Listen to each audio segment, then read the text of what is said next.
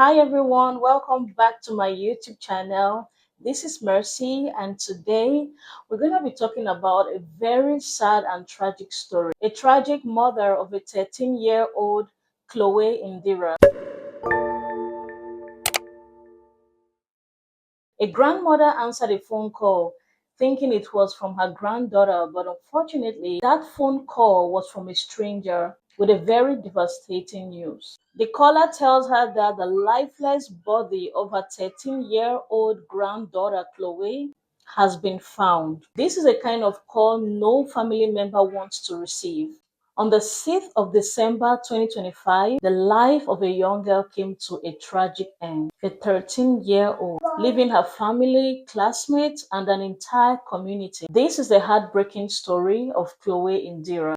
According to several reports and research I did, especially from Equinox TV, the tragedy happened in Yaounde. The stranger who had called her grandma explained that while passing through a nearby toilet, he discovered the lifeless body of Chloé Indira laying down by the toilet. And just like that, in that instant, the family's worst nightmare became reality. The grandmother of Chloe is still in tears as her granddaughter is no more. She died on December 6, 2025. According to Chloe's grandmother, there were three little girls at home, and Chloe was the eldest. She believed that the man who came and took Chloe convinced her, because according to the grandma, Chloe got persuaded, and that's how Chloe went along with this man. It was at about 5:28 p.m. when I received a call from my little daughter Audrey, but it wasn't her.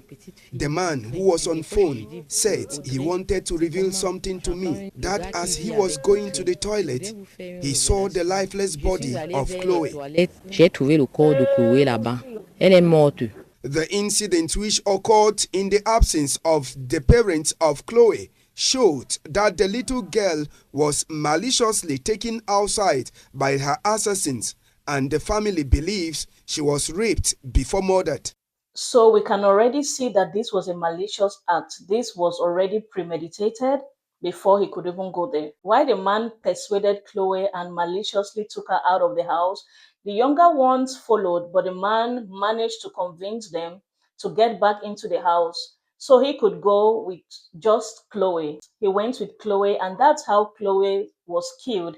And they believe that Chloe was raped. I don't want to use the word, we all know what I mean. She was raped before she was murdered. The place where this act was committed is not even far from Chloe's family house.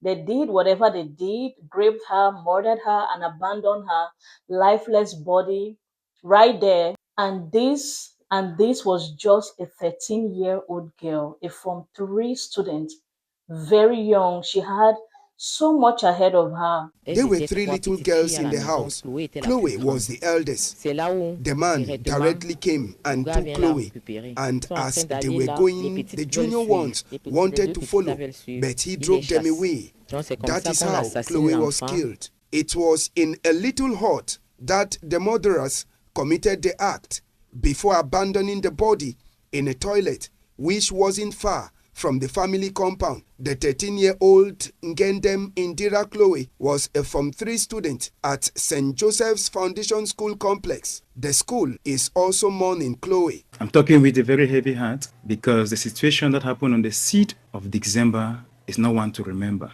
Our own student Nguedem Indira Chloe raped and murdered. It's a very bitter pill for us to swallow.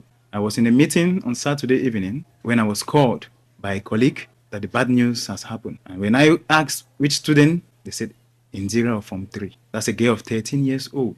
The school is bereaved. Our hearts are heavy. It was difficult to have lessons. The teachers just manage because everybody's heart is heavy. It's a big loss to the school.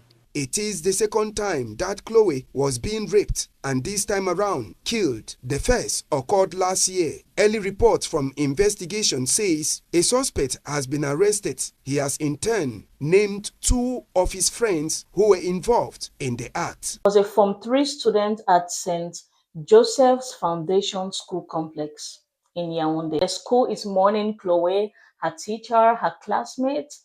Her teacher expressed that They couldn't even have a class. Everyone had a heavy heart. That is a very, very bitter pill for anyone to swallow. Chloe's friends, Chloe's parents, Chloe's grandparents, Chloe's classmates and teachers. Because she's such a young girl, she has so much life ahead of her. Like, who would do something to a little girl like this? This this act is unacceptable. Reliable sources, this is the second time Chloe is being raped. She was not just raped this time, but she was murdered. My heart goes out to her family, her friends, her classmates, and loved ones. And my heart goes out to every victim of rape out there. Children deserve to be safe, loved, and protected. And to all our moms out there, mom, dad, auntie, uncle, cousins, to everyone out there, this is a reminder that we all need to look out for the little kids in our community. If you see these little kids not acting like they used to, if you see these little kids start developing some very funny behavior, some unusual behavior, I think we all, like, we could call them, sit them down and have a talk with them. Moms, we need to wake up, not just physically, but spiritually. We need to always, this is also a big reminder that we always need to pray over our kids. You never know where trouble is going to come from. You never know the day that any unfortunate situation might happen. So we need to be alert spiritually, physically, emotionally, always available for these kids. Anything can happen to anyone. We all have the responsibility to listen when they speak, to believe them when they come forward. If they complain to you that, oh, this is what's happening, I don't feel comfortable around someone, or this is, don't tell them, oh, you like to do too much, you're a drama queen. No. Nowadays, not just the girls, even the boys are not safe. We need to support them with compassion. I pray that God really give justice to Chloe's family. I pray that those who have been apprehended speak up and say the truth. So, the least the family need right now is justice for Chloe's death and for the fact that she was sexually assaulted.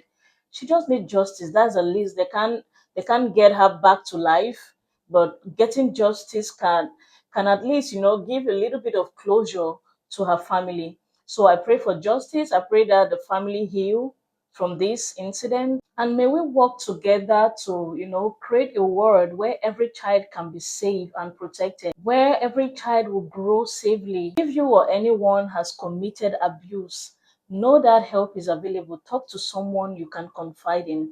Or if you have anyone who is like making funny advances to you in very inappropriate way, try to talk to someone. Don't let it slide, because things like this can blow out of proportion. And if you're someone out there who has already been assaulted sexually, I want you to know that what happened to you does not define your worth.